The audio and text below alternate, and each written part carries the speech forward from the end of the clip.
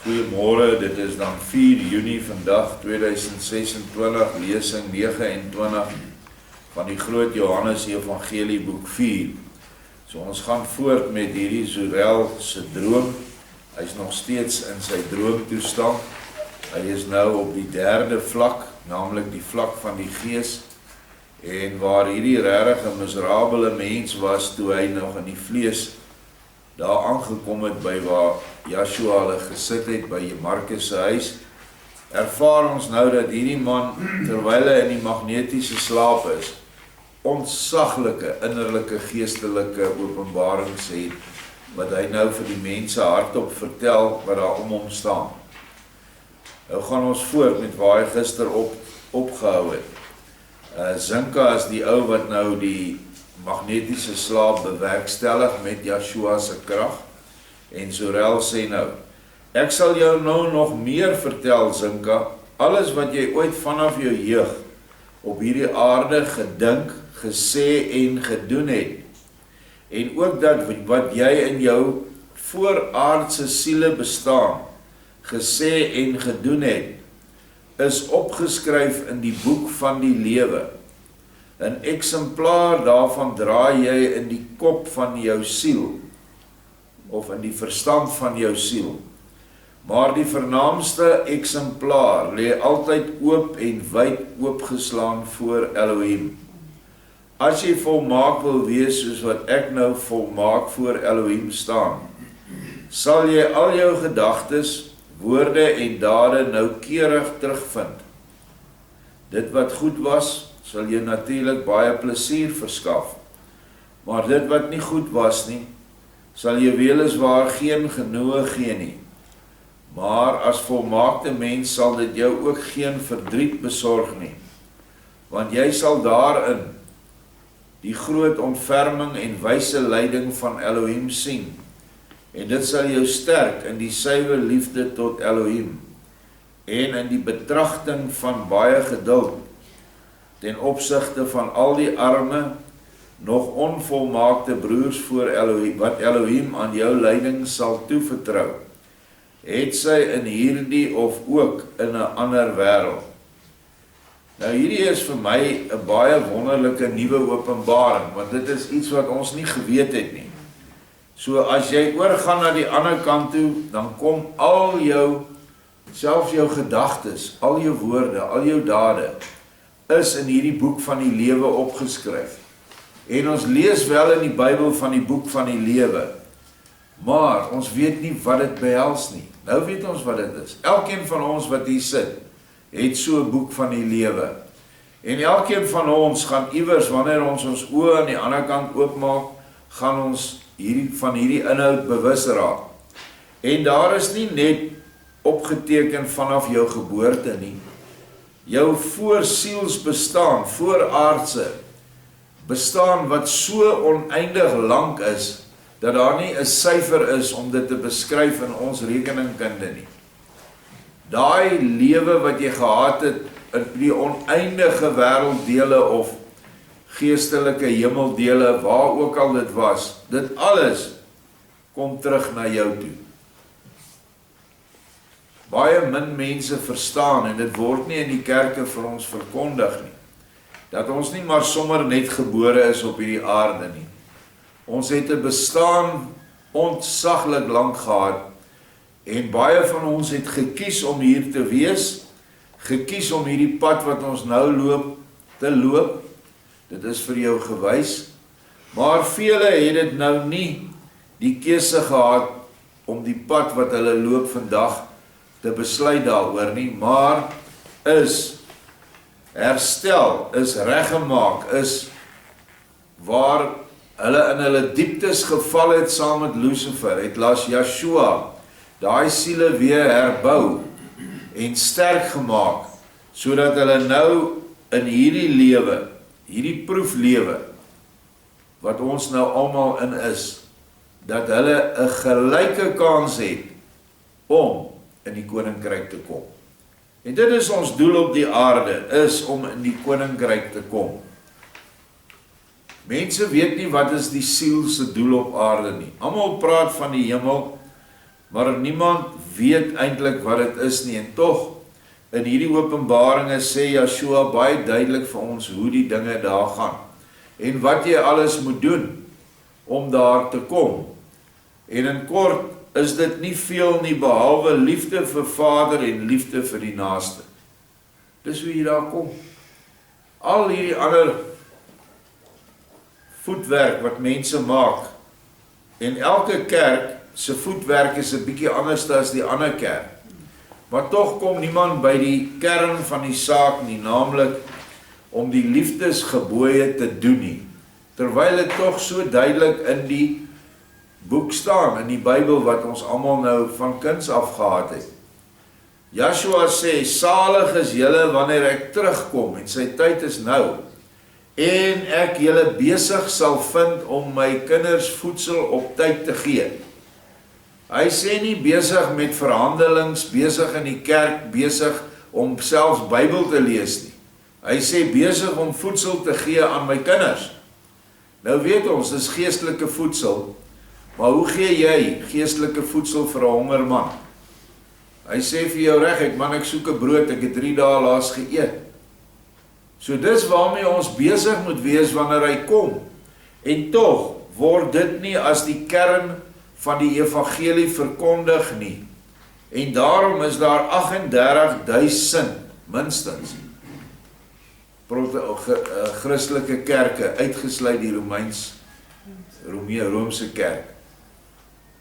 Hoe is dit moontlik? Soveel denominasies, terwyl daar een herder is, met een leer en een kraal.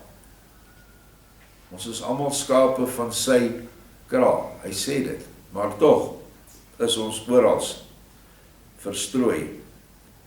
Eendag sal daar uit jou opgeskrewe gedagtes ook nog nuwe skepings ontstaan. Gewoonlik ontstaan uit sulke opgeskrewe gedagtes, woorde en dade, eers groter of kleiner hemelliggame in die toekomende tyd. Dis verskriklik om dit te dink. Jou gedagtes vorm hemelliggame. Natuurlik jou goeie gedagtes.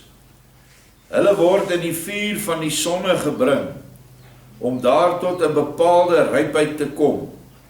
As hulle dit bereik het, dan word hulle met geweldige krag in die skepingsruimte ingeslinger, en daar stadig maar seker steeds meer oorgelaat aan hulle eie ontwikkeling. Bietjie vir bietjie vorm hulle in so 'n nuutgebore wêreld die talle duisendmaal duisende afsonderlike gedagtes en idees, miljoene male afsonderlike gedagtes en idees, soos sade wat in die aarde gesaai is, deur die daarin aanwesige van 'n lewenskiem voorsiene vuur en lig, en dien dan die nuwe wêreld as basis vir die latere ontstaan van allerlei wesens, soos minerale, plante en diere, waarvan die siele hulle in die loop van tyd tot mense siele ontwikkel.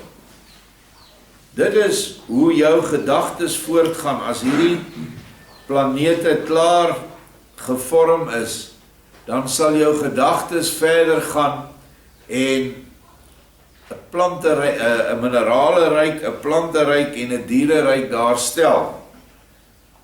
En die siele van hierdie minerale, plante en diere loop na mekaar toe. Hulle versamel by mekaar totdat hulle uiteindelik ryp genoeg is om so 'n siel 'n liggaam te gee op die aarde of op enige ander planeet om dan 'n menselewe te lewe.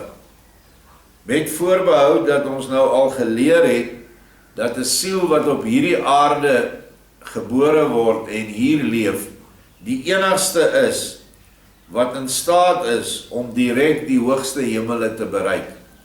Hierdie is die lewensskool van die heelal. Ander siele wat op ander planete, sonne en sterre woon, hulle sal altyd hoër saligheid bereik, maar nooit sal hulle die vlak van kindskap kan bereik nie. Hulle sal altyd diensknegte wees, soos engele. Engele is almal diensknegte. En wanneer ons kunskap verwerf het, en ons gaan oor na die ander kant toe, na die hiernamaals toe, is ons as kinders bokant daai engele. Al is hulle aardsengele, mits hulle nou nie self ook aarde toe gekom het nie. En ek dink hulle is almal al reeds deur die aarde. So dit is 'n geweldige groot plan wat hy met ons het. En tog dink ons so min daaraan. Oor wat is dit, die boek van die lewe, ja. Elkeen het sy eie boek. En jou gedagtes gaan nog baie ver gaan. Sulke nuwe wêrelde sien jy so nou en dan as nevelsterre, ook noem ons dit komete, wat vir die grootste deel baie wasig is, en ook wel as komete deur die heelal trek. Hulle oorsprong lê in die gedagtes, idees, woorde en dade wat in die boek van Elohim opgeskryf is. Daaruit sien jy dat ook die geringste gedagte wat 'n mens ooit gehad het sy op hierdie of ook op 'n ander aarde ewig onmoontlik ooit verlore gaan of kan gaan. Die geeste waarvan die gedagtes, woorde en idees en dade deur Elohim se wil so 'n nuwe wêreld vorm, besef in hulle volmaakte toestand reeds gou dat die wêreld 'n gevolg is van hulle gedagtes, idees, woorde en dade. En hulle belas hulle dan baie graag en met 'n groot gevoel van saligheid met die bestuur, leiding, vorming en die algehele lewendmaking en die doelmatige, inwendige organisasie van die hemelliggaam en uiteindelik ook van alle dinge en wesens wat op so 'n hemelliggaam moet bestaan. Wat 'n wonderlike iets om aan te dink, dat op hierdie oomblik kan ons net mense voortbring. Ons kan 'n kind in die huwelik verwek, en dis basies wat ons nou kan skep. Maar wanneer ons in hierdie vrye toestand is, kan ons al hierdie dinge uit ons laat voortkom. Soos ons gister gepraat het, jy gaan sit stil, en jy dink wat jy wil doen, hoe dit moet lyk, en dan wil jy dit. En as jou wil een is met Elohim se wil, dan word dit onmiddellik 'n vaste idee. 'n Hemelliggaam in die geval met materie, met plante en met diere. En uiteindelik met mense. Alles deur jou jy het dit laat ontstaan, maar met die krag van Vader. So jou persona, jou persoonlikheid sal alles nog deel wees van hierdie eie skepings van jou. En dit sal ook daai karakter van jou aanneem. Hoe dit presies is, weet ek nie, maar ek weet net dat dit so is, en die boek Natuurlike Som beskryf vir ons 'n bietjie meer daaroor. Kyk nou eers na hierdie aarde, dan sien jy oënskynlik niks anderste as materie wat dood lyk nie. Weliswaar sien ek ook nou die doodlykende vorme van die materie, maar ek sien daarin nog baie meer wat jy nooit met jou oë sal sien nie, of sal kan sien nie. Ek sien daarin die verbande geestelike dinge en wesens wat in die materie gebonde is, en voel hulle strewe, en sien hoe hulle altyd verder voortskry met hulle innerlike ontwikkeling en die beter en gerigter vormgewing en ontplooiing van hulle doelmatige forme. En ek sien eweneens tallose geeste en kleinere geeste wat onophoudelik in die weer is, soos die sand in 'n Romeinse uurmeter. Van rus is daar geen sprake nie. En uit hulle onophoudelike besig wees, ontstaan die hele doelmatige ontwikkeling van alle lewe in die natuur. Alle lewe word deur die Gees gedryf, en hierdie Gees is individuele wesens, party baie groot en party baie klein. maar hulle is teenwoordig in alles wat ons in die natuur sien. Selfs in rots, selfs in plante, oral is hierdie goedjies besig. En dit is 'n baie verfynde ding wat hier gebeur.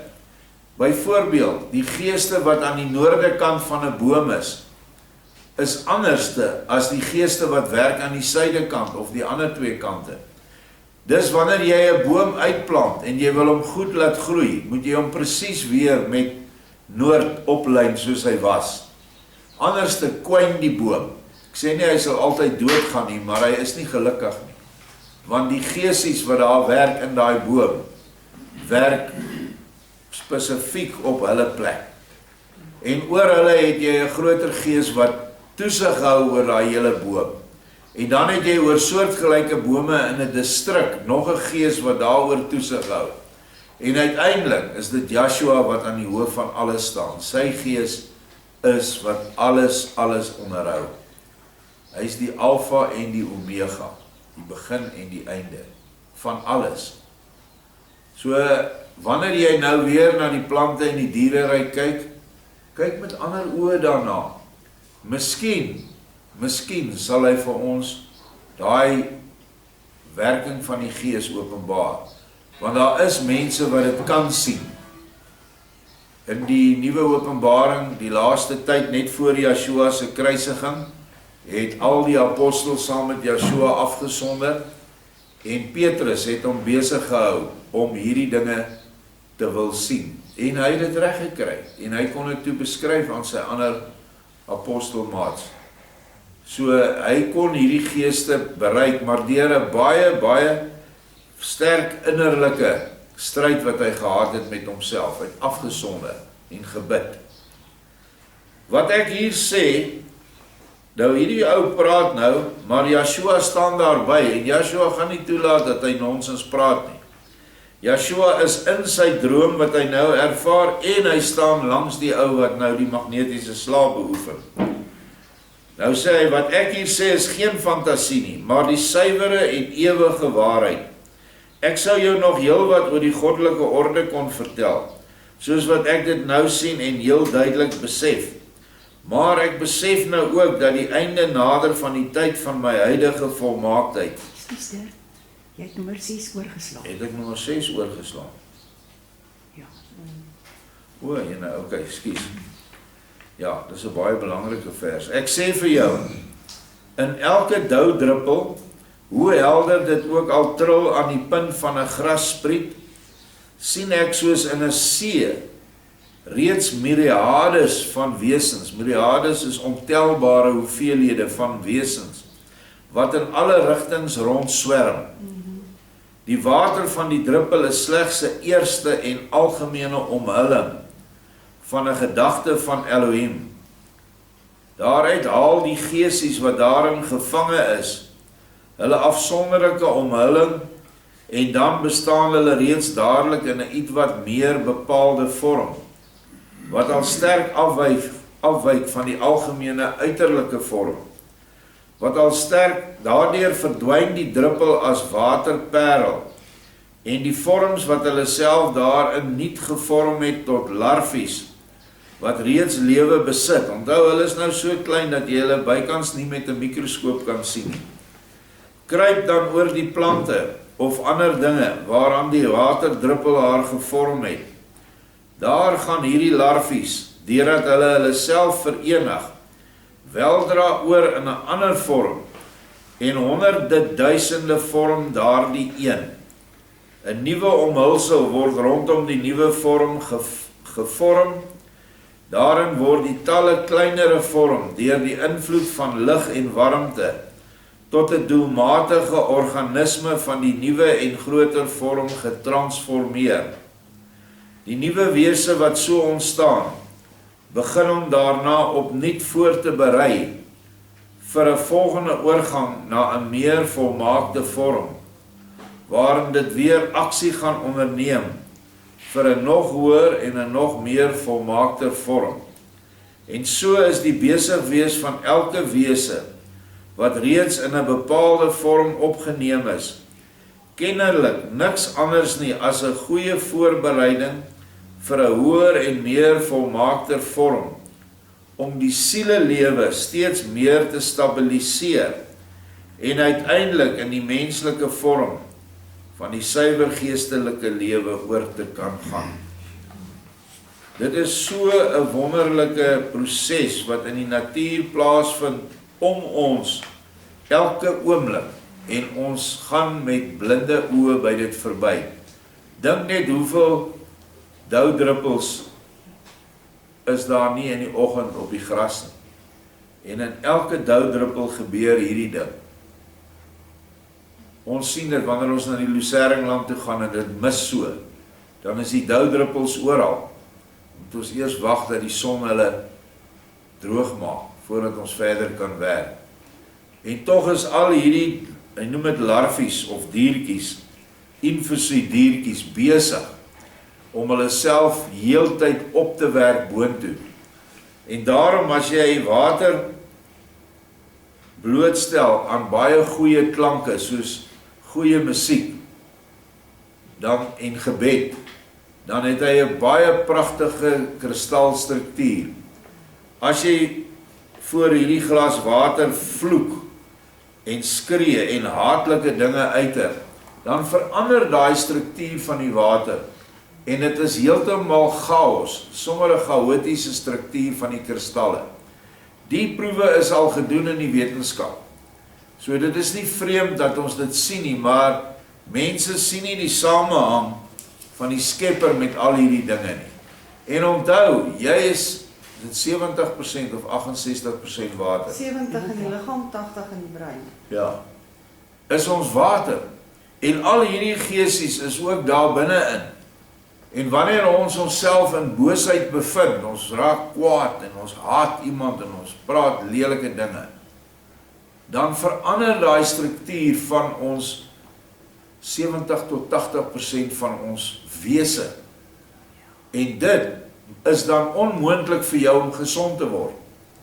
Want slegs wanneer hierdie geesies en larfies in die liefde opereer, funksioneer en vibreer, kan jy 'n gesonde liggaam hê.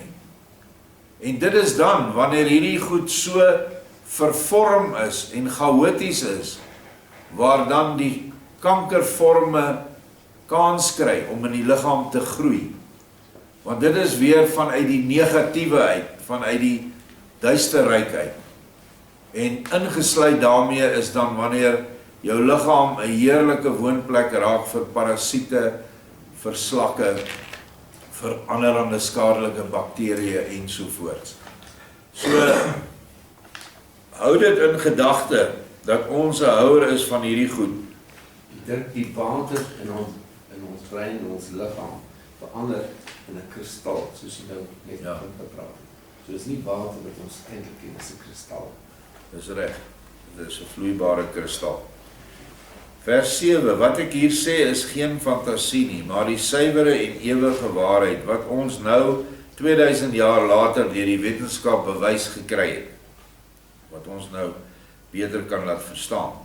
Ek sou jou nog heel wat oor die goddelike orde kon vertel, soos wat dit nou sien en ek dit nou sien en heel duidelik besef. Maar ek besef nou ook dat die einde nader van die tyd van my huidige volmaaktheid. Daarom moet ek jou ook nog versoek om met my, as ek weer 'n heel dom en so nou en dan vervelende mens sal wees, geduld te hê en my te lei in die orde van Elohim wat nou aan jou bekend is, en voort te gaan op die ware weg. Jy sal, as ek in die wêreld ontwaak, jou nog baie daaroor verbaas dat ek weer baie dom en somber sal wees, en van alles wat daar met my gebeur het, geen woord meer vanaf sal weet nie. Maar tog sal dit alles vir my goed te pas kom.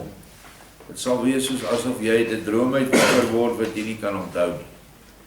Gedurende enige tyd sal my gees, wat nou genoop word om ryp te word, homself wel heeltemal slapend en stil hou, vermoei deur hierdie ongewone en ongeoefende toestand.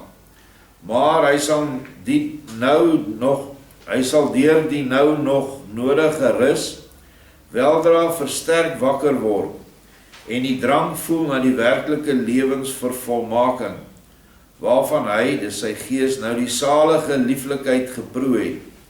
Hy sal daarom baie begin bydra tot die vinniger, algehele ontwikkeling van sy siel, sodat sy so spoedig moontlik in hom, in alle waarheid en regverdigheid sal ryp word, ten einde heeltemal oor te gaan in die gees wat haar deurdring. Ek sal nou vir 'n halfuur weer gaan slaap, waarna jy my moet wek, deur jou hande teengesteld op my te lê. Maar laat my as ek weer wakker word, nie gaan, voordat ek die mens der mense aan hierdie tafel volkome herken het nie, want hy is een met hom, wat ek nou nog sien in die son van die ewige groot geesteswêreld. Ook bedank ek jou nog vir die oplegging van jou hande. Wat 'n wonderlike openbaring vir ons deur hierdie man se magnetiese slaap, wat ons weet ons kan glo, want Joshua staan daarby. Ons lees dan nou die volgende hoofstuk, 58, oordeel nie. Baie belangrik, dat ons nie oordeel nie.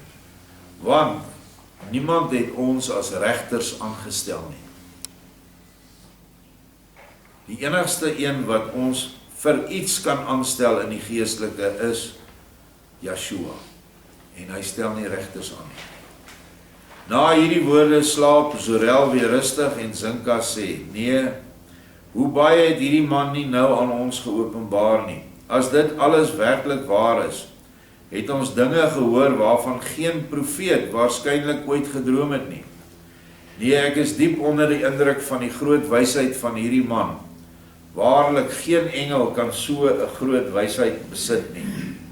Ook Sirenius sê, ja, die man moet gehelp word, want soveel buitengewone wonderbaarlike sake uit u goddelike orde is hier nog nie voorheen onthul nie. Die onthullings van Mathael was groot en bring my tot diepe nadenke, maar wat hierdie Zorel nou alles onthul het, is ongehoord.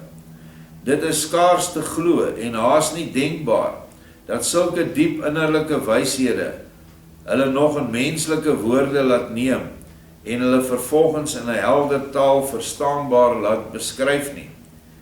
Kortom, ek is heeltemal buite myself deur hierdie Zorel. As hy dit hierna, wanneer hy liggaamlik weer ontwaak het, ook sou kon vertel, dan sou ek hom op 'n troon plaas, om van daar af die mense die groot waarheid te predik, sodat hulle almal met meer sekerheid die ware en volmaakte bestemming van hulle bestaan en lewe sou bereik. Nou sê Joshua vir hom, baie goed, Sirenius, voorlopig is dit minder belangrik wat hy in sy 3de stadium geprofeteer het, hoewel dit sonder meer waar is, as dat julle in die vervolg geen mens sal veroordeel vanweë sy siek siel nie. Want onthou die ou daar aangekom en hy was op die punt om, Sirenius was op die punt om hierdie man nou een of ander straf te gee vir die feit dat hy mense so goed gesteel het en hom eintlik vir Sirenius kom bedrieg het.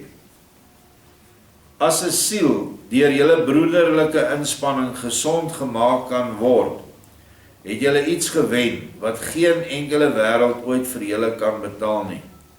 Van hoeveel nut kan so 'n volmaakte mens daarna wees? Wie kan die draagwyte daarvan meet? Julle mense weet dit nie, maar ek weet hoe seer dit die moeite loon om die moeite te doen. Daarom sê ek Joshua vir julle, wees altyd barmhartig, ook heens die groot sondaars en misdadigers teen julle wette en teen die goddelike wette. Want slegs 'n siek siel kan 'n sonde begaan. 'n Gesonde beslis nooit nie, omdat 'n gesonde siel glad nie tot sondig in staat is nie, aangesien die sonde altyd net 'n gevolg is van 'n siek siel. En dit sê dan ons almal sondig nog, so ons het almal siek siele. En ons kan nie 'n ander siek siel veroordeel nie. Watter mens kan 'n siel vanweë 'n inbreuk op een van my gebooie bereg en straf, terwyl die mense tog almal onder dieselfde wet val? 'n Wet van my bestaan juis daarin, dat jy niemand sal veroordeel nie. As julle jou naaste wat teen my wette gesondig het, veroordeel, sondig julle self tog net so erg teen my wet. Want hoe kan julle, wat self sondaars is, 'n ander sondaar bereg en verdoem?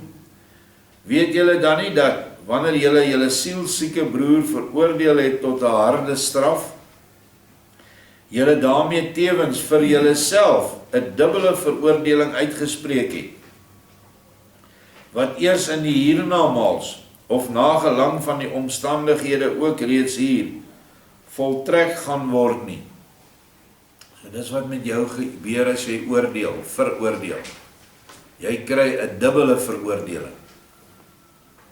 As een van julle 'n sondaar is, moet hy sy amp as regter neerlê, want as hy oordeel, roep hy 'n dubbele oordeel oor homself uit, waaruit hy hom moeiliker sal kan bevry, as die een wat hy bereg en verdoem het.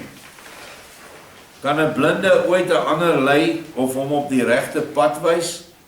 Of kan 'n dowe 'n ander dowe iets vertel oor die effek van die harmonieë in die musiek, soos wat dit die suiwerste beoefen was deur Dawid? Of kan die een lamme vir die ander sê, kom hier, ongelukkige, ek sal jou na die herberg bring? Sal beide nie gou gly en in 'n put val nie? Onthou dit dus veral dat julle niemand veroordeel nie, en druk dit ook aan almal op die hart wat eendag julle leerlinge sal word. Dit is ons. Want by die navolging van my leer sal julle engele uit mense kweek. By die nie navolging van my leer egter duiwels en regters oor julle self. Weliswaar is niemand op hierdie wêreld heeltemal volmaak nie, maar die meer volmaakter in verstand en hart moet leier wees en geneesheer vir hulle siek broers en susters. Slegs wie self sterk is, moet die swakkes dra, anders gaan hy tesame met die swakke ten gronde en sal hulle albei nie weer kan opstaan nie. Omdat julle dit almal terdee juis en waaragtig te laat insien, het ek nou met hierdie Zorel 'n duidelike voorbeeld gegee. Laat dit daardeur goed tot julle deurdring, hoe erg en hoe foutief dit is om 'n misdadiger op julle wyse te bereg.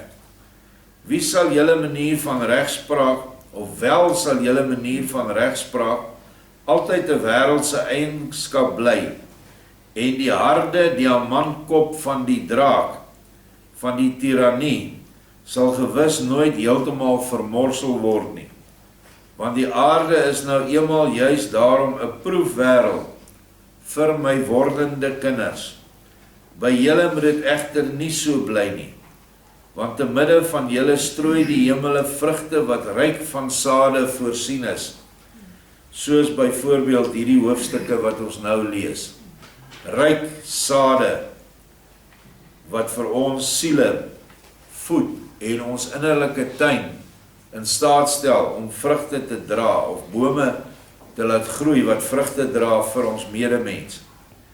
As julle nou eet van die vrugte van my inspanning, vergeet dan nie om die saadkorrels wat daaruit val, so ryklik moontlik in die harte van julle broers en susters te strooi nie, sodat dit daarin sal ontkiem en 'n ryke en gesonde vrug mag dra. Hoe daar uit saadkorrels wat in die hart gesaai word, 'n nuwe wonderbare vrug verwek word, het Zorel julle bykans tot in besonderheid helder en duidelik getoon. Handel daarvolgens, dan sal julle uit julle self reeds lewe laat ontkiem, en juis daardeur self die ewige lewe in al die volmaaktheid ontvang, wat nou aan julle bekend is.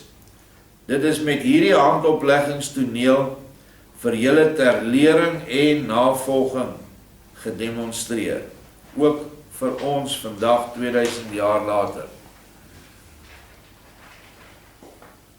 Laat ons vrug dra. Nee, 11. Ja, ek sal vrug van die liefde, sodat dit wat hy sê, jou gedagtes sal uiteindelik hemelliggame word, dat dit 'n aanvang kan neem.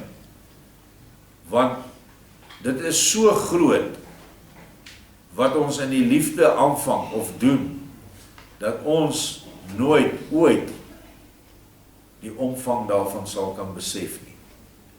Maar deur hierdie man se droom, waar hy gelei is deur Yeshua wat by hom gestaan het in die gees, is dit nou vir ons moontlik. En die eerste groot ding, dit is hoekom dit die eerste hoofstuk na die hoofstuk van die droom was, moenie mense veroordeel nie. En help mense om te kan opstaan. Want ons het baie siek siele onder ons. Feitelik elke siel wat by daai hek inkom is 'n siek siel. Omdat die siel blootgestel was aan valse lering. Die siel was blootgestel aan baie swaar en moeilike omstandighede. Dinge in die wêreld het net nie reg gewerk nie. En dan het die siel maar hulpmiddele gegryp wat nie altyd die regte hulpmiddele was nie, want die siel het nie die kennis gehad nie. En daarom kom dit hier by ons, die siel, en dan moet ons berading doen, ons moet help, ons moet liefde gee, en ek kan vandag sê, dit is so wonderlik vir my, as ek nou sien, hoe mense wat as siek siele by hierdie hek ingekom het, vandag absolute steenpilare van hierdie huis is. Hulle behandel ons mense in liefde, hulle het baie geduld, werke wat hulle doen wat ek vandag ruiterlik erken ek nie kan doen nie. Maar hulle doen dit sonder om te kla vir 'n ou klein bietjie geld, dis nie waaroor dit gaan nie. Maar hulle doen dit ongeag. Veral wanneer ons werk met siek mense, met ou mense, met besete mense, sien ek net hoeveel geduld ons mense aan die dag lê. En dit is dan die vrugte van ons gesamentlike gees hier op hierdie plaas. Ja, ons is nie die groot geloofshelde nie, ons oortree elke dag. Maar ten minste probeer ons. Daar's baie mense wat nooit sondes begaan nie, maar hulle doen ook nooit iets nie. So doen eerder iets en in die proses kan jy jou foute sien en dit regstel. Vers 11, maar nou het die oomblik aangebreek waarop jy, Zinka, vir Zorel die hande teenoorgesteld moet oplê, sodat hy kan wakker word. As hy wakker geword het, gee jy Markus vir hom wyn met 'n bietjie water, sodat sy liggaam sy vroegere krag kan terugkry. Maar as hy na die ontwaking dieselfde taal uitlaat as eers, vererg julle dan nie, en herinner hom glad nie aan wat hy tydens sy ekstase gesê het nie, want dit sou hom liggaamlik kon kwaad aandoen. Lag hom egter ook nie uit, as hy met die een of ander domheid aankom nie. Baie geleidelik kan julle sy aandag meer en meer op my rig, maar nie te gou nie, omdat vir hom vir 'n lang tyd dat hy daardeur bederf sou kon word. Zinka, doen jy nou jou werk, want Markus is al daar met die wyn en die water. En so kom hierdie man nou uit sy magnetiese slaap uit. Ja, ek het nog steeds, is dit vir my 'n ontsettende groot tree wat ek sal moet maak om dit te doen. Ander mense het seker minder voorbehoud as ek, maar ek weet ons sal dit moet doen in sekere gevalle hier op die plaas. Maar al die voorwaardes vir so iets moet nagekom word. Want ons het nie Yeshua wat langs ons staan in persoon nie. Ons het Yeshua in die gees by ons. En ons moet baie seker wees dat hy by ons is voordat ons so iets doen. Maar ek kan net dink dat dit groot voordeel kan inhou vir beide die persoon wat dit ontvang en die persoon wat dit doen. Ons lees dan môre verder wat het daar gebeur. Baie dankie. Ah,